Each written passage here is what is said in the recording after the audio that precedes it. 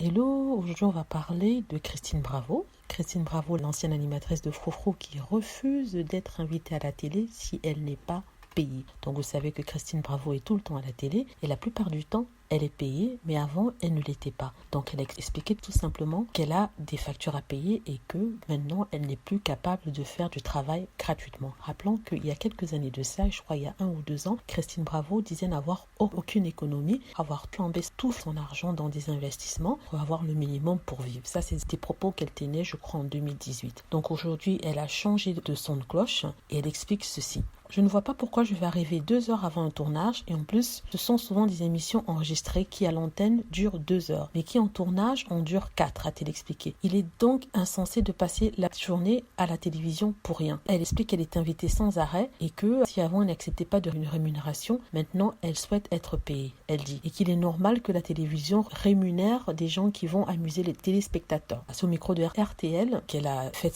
cette confession. Elle a expliqué que les grosses têtes payaient bien et qu'elle était très heureuse d'y travailler et qu'il est tout à fait normal qu'un journaliste ou qu'une journaliste puisse recevoir un paiement pour un travail qui a été effectué. Elle dit, il y a des émissions de radio où on est très bien payé, dont les grosses têtes. On est très bien payé aux grosses têtes, explique-t-elle. Répondant aux questions des personnes qui critiquent le fait qu'elles soient bien payées et qui critiquent les gros salaires de la télévision, elle explique, je devrais passer la journée gratuitement à la télévision pour rien alors que j'y suis invitée sans arrêt. En gros, mon travail, ce serait de travailler gratuitement tous les jours et je rentre chez moi, je bouffe comment? En fait, elle a demandé aux gens comment elle pourrait faire pour gagner de l'argent, pour payer son train de vie, pour manger si elle veut passer à la télé tout le temps sans être payé. C'est bien d'avoir une passion pour le métier, mais une passion pour le métier, si on n'en vit pas, ne sert à rien. Là, je suis tout à fait d'accord avec elle. En plus, c'est à elle qu'on demande ça, alors qu'il y a d'autres stars, comme par exemple Cyril Hanouna, de Touche pas à mon poste, qui touche des millions, qui a une fortune de 250 millions, alors que elle, je ne dis pas qu'elle est pauvre, hein, mais je dis qu'elle ne touche pas autant que